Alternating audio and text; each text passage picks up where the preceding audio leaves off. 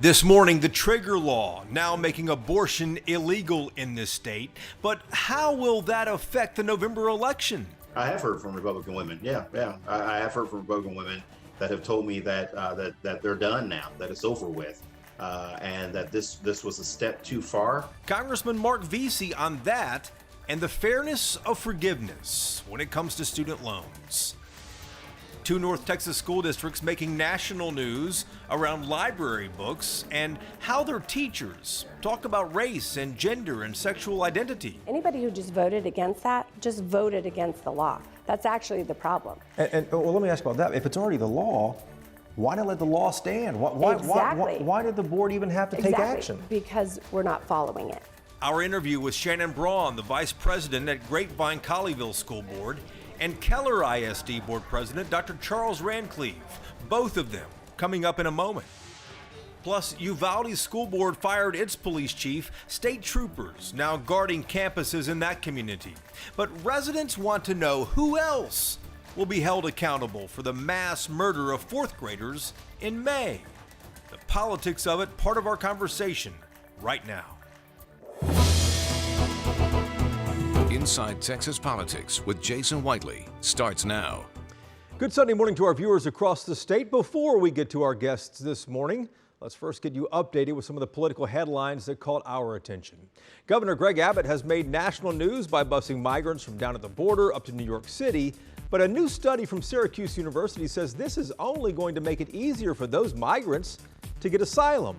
And here's why. New York courts approve a majority of asylum cases, Syracuse said. Texas courts do not.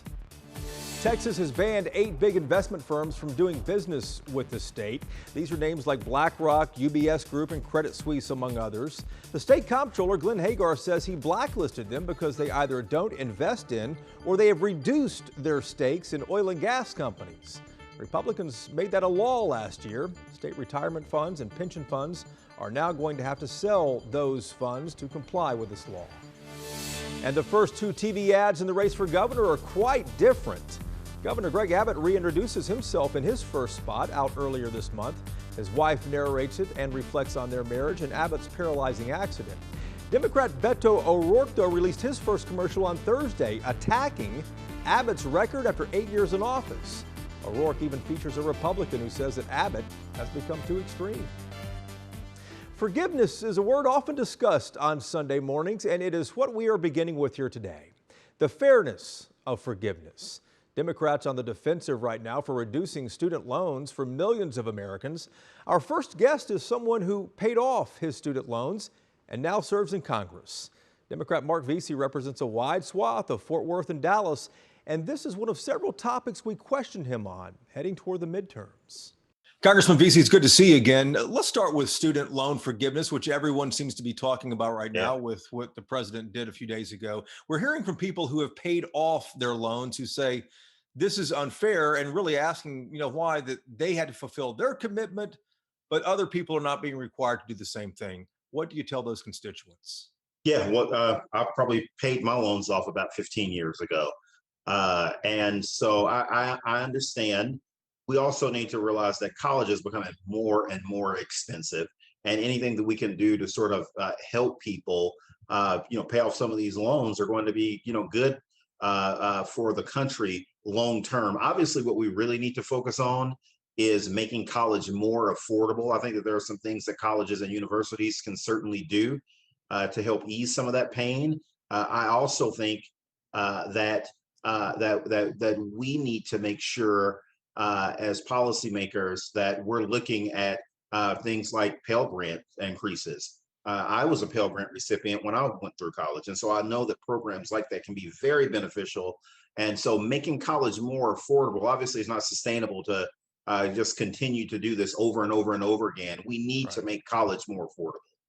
Congressman, there is some concern that forgiving these student loans might contribute to inflation. What do you think?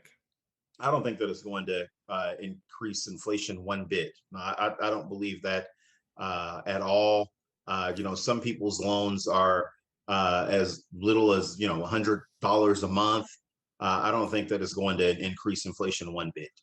Let's talk about the politics of this. Do you expect that forgiving loans, this latest round of that, is going to help Democrats in the November midterms? I don't think it's really about helping Democrats. I think that as far as Democrats getting help, obviously the Inflation Reduction Act was signed. I think that people seeing us getting things done. What we have been seeing over and over from our own Democratic base is that they don't like to see us fighting each other. People that are progressives versus moderates, they don't like to see that. They want us all on the same page going into November. And with us being able to get this bill passed, I think that it's going to really raise our enthusiasm gap. And gas prices, I believe, are going to continue to go down, particularly after the Labor Day weekend is over with and people will get back into work. I think that you're going to see those prices go down even further. And all those things are going to be good signs for Democrats, but more importantly, they're going to be good things for North Texans and all Americans. Congressman, on Thursday, the so-called trigger law went into effect in Texas, which officially outlaws the procedure here in this state. How do you expect that to play into the November election? I think that that women of all political stripes, and I know Republican women now, they're saying that they're going to vote for Beto. That they're going to vote Democratic because that was just a move too far. Have you heard from Republican women who I have heard that? from Republican women. Yeah. I have heard from Republican women that have told me that that they're done now, that it's over with, and that this was a step too far, and that they're going to vote Democrat this time. They still don't believe in necessarily all of our views on things, but they thought that this was a step too far, and they're right. Congressman Vesey, thank you for the time. Thanks, Jason. Let's talk about accountability now. More than 3 months after fourth graders in Uvalde were murdered in their classroom. The district there fired its police chief the other day for failing to lead during the emergency. But a lot of folks there and elsewhere across Texas are asking who else will be held accountable. Ian Mitra is the senior managing editor of the Texas Tribune down in Austin. Ian, it's good to see you again. Who else is going to be held accountable, if anyone? Because there's still the FBI investigation. Texas Rangers are still looking at this as well. Do you expect anybody at DPS to be held accountable? Well, I mean, if you listen to the voices of the community in Uvalde, where they want to go is they're looking at further at the school board, at local officials, at the superintendent. They say more accountability on the local level is needed, and they're also pointing the finger at the state legislature because there's a lot of folks who are saying that the law on whether you can buy an assault rifle or an AR-15 type weapon should be the law. The minimum age should be raised from 18 to 21, and so they're pointing the finger at the state legislature, and so and by extension they're calling out GOP leadership, and so from their standpoint, like this is a local and a state accountability is on all levels. Yeah, we shall see what else happens with this. I'm sure something will, though. Let's talk about abortion for a moment. The other day, the trigger law went into effect. It officially became illegal in this state. How big of a deal do you expect this to be come November, with Beto O'Rourke already using it in ads? Yeah, and O'Rourke is using it quite a bit and is campaigning aggressively on this. And we're also seeing this being a top campaign issue in other state elections, and it's seeming to be a really top issue and doesn't seem to be going away. And so, this is going to be something that's going to continue. It's not going away, and so it's something to continue to keep in mind ahead of November. Yeah, and to see how Republicans react to it as well too. Ian, thanks. Back to you in just a moment, please. Coming up next here, 2 exclusive interviews. The first, Dr. Charles Rancliffe, the board president from Keller Isd, on the library books removed from school shelves and the ones that are not going to be returning.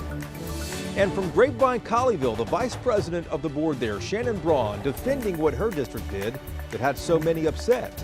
Inside Texas Politics, back in a moment. Welcome back to Inside Texas Politics. 2 school districts in North Texas have made national news lately.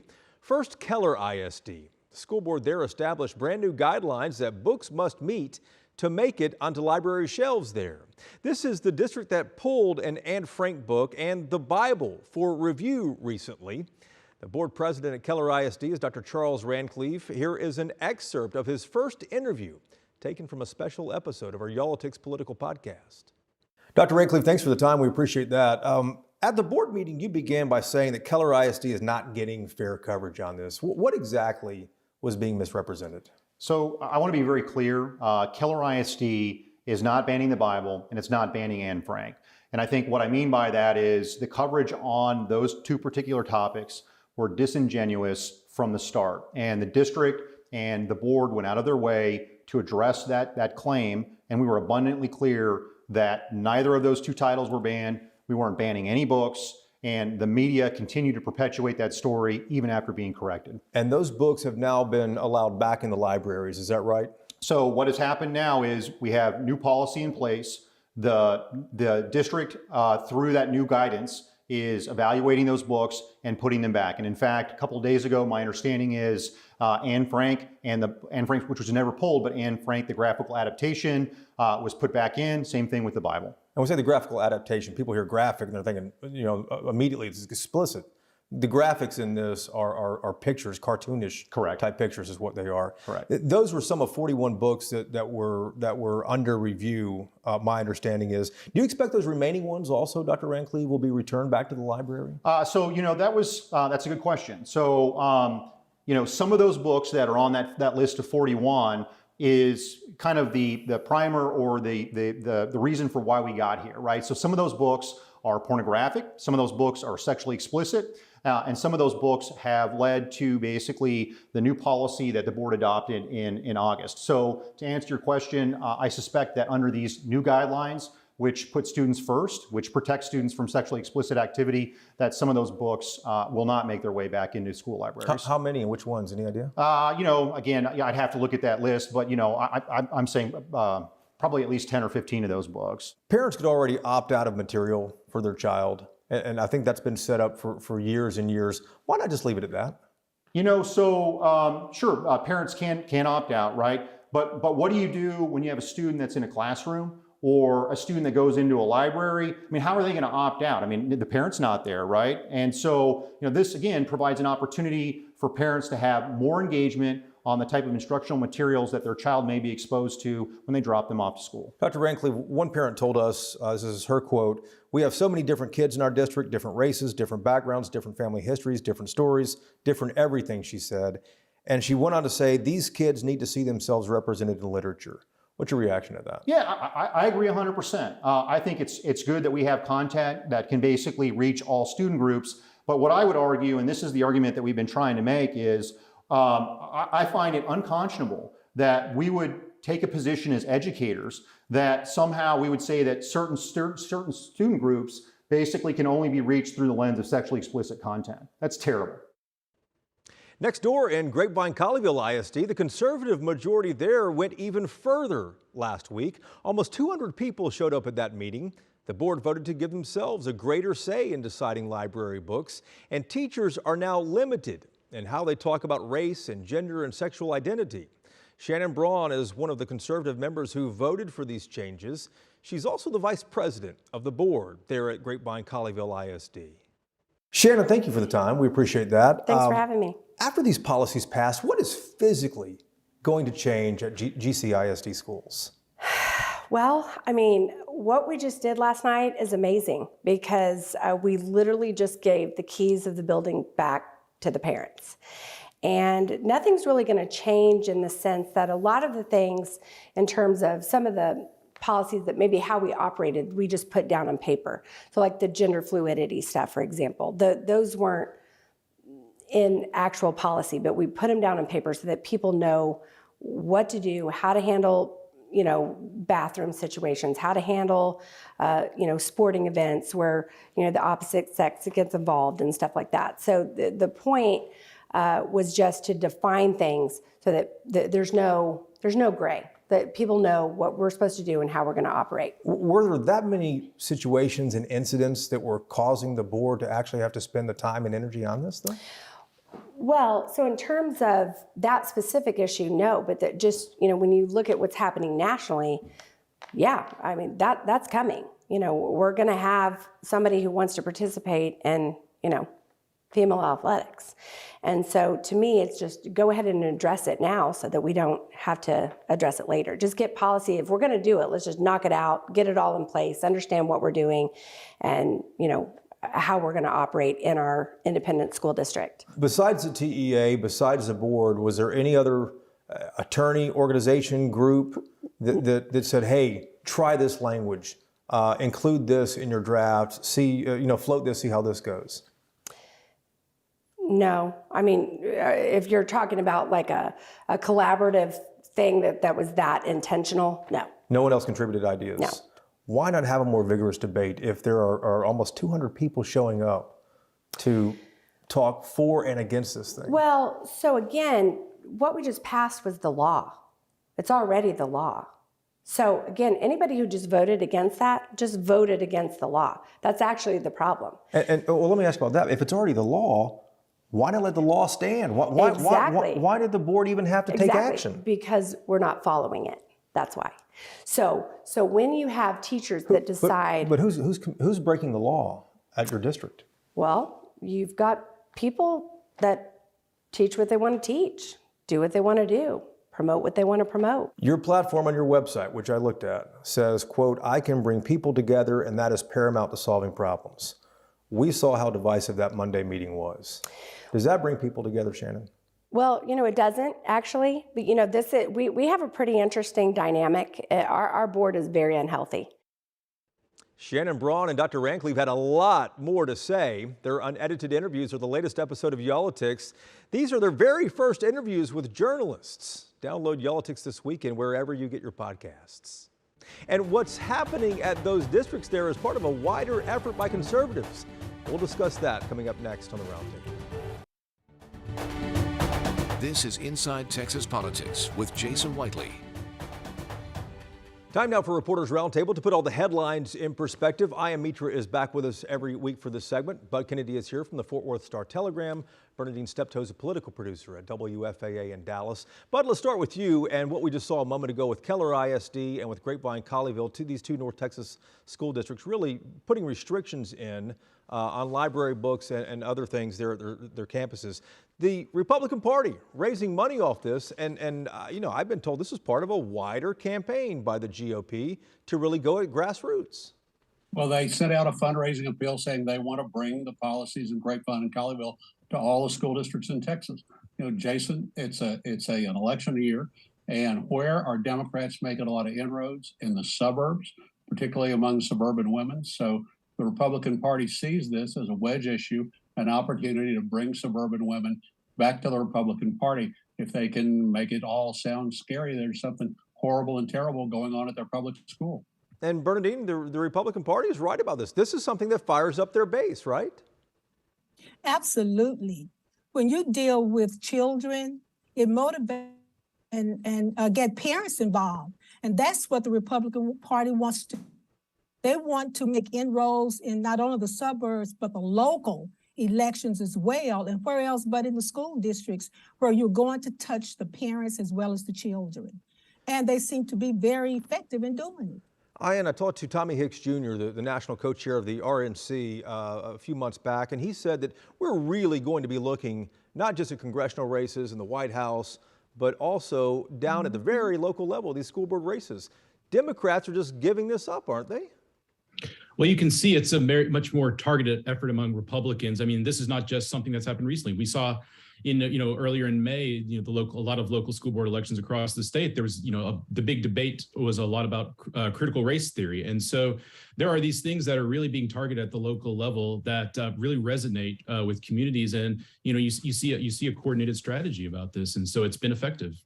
But I want to ask you about the talk around President Biden forgiving part of the college loans for a lot of folks across the country. This is only a fraction, though, of their college loans, either $10,000 or $20,000. How much of an impact do you expect this to have, if at all, on the November election? In Texas, I don't expect it to have much. It would have an effect if young people voted. But we know that young people are the worst voters of all. And they've gotten worse in recent election cycles. Young people vote less and less. They say they don't understand how to vote and they don't know where the polling place is.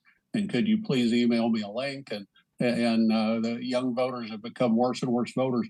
The Democrats just can't gain much off this. And politically speaking here, Bernadine, it doesn't sound like they might gain much off this, huh? Perhaps not, but it won't hurt.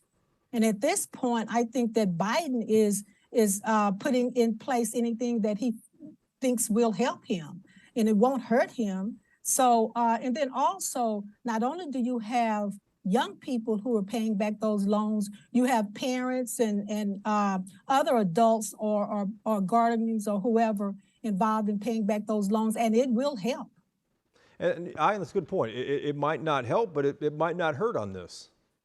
Right, and what'll be interesting to see is if it actually takes place too. There's already been kind of discussions about legal action over whether the president has that type of authority. He argues that he has under previous federal law, and so if people aren't actually seeing those benefits ahead of time, they may see it as just more rhetoric and not necessarily action. So that'll be something to watch ahead of the election. But if this goes into the courtroom, I mean that's what the Democrats probably want to happen, so they can really raise the flag on this, right? And Democrats can show that they're fighting, and they've wanted to show they're fighters too. And so that that's something that they can at least raise a fuss and argue about. It's something that is part of campaigns. Bernadine, you're shaking your head on that. Yes, because they can't go to the voters and say, see, we're fighting for you. And the Republicans are trying to stop you from getting any kind of benefit. So it can definitely show that the Democrats are trying to vote for the everyday person and those who actually need the help. And so I think it's a plus. In the last few seconds here, what do you think is going to be the big issue here in November? Oh, it's, there's still going to be multiple issues. I think it'll still be economy. It'll definitely be, I think, the aspects of abortion will still be playing, be very strong. It's, but ultimately, I think people are going to vote with their pocketbooks. And I think it's going to really depend on how things are going economically for folks. Gotcha. Ian, thanks a lot, Bud. Bernadine, thank you very much. We appreciate you watching as well. Back again next Sunday to take you inside Texas politics, and hope you can join us then. Take care.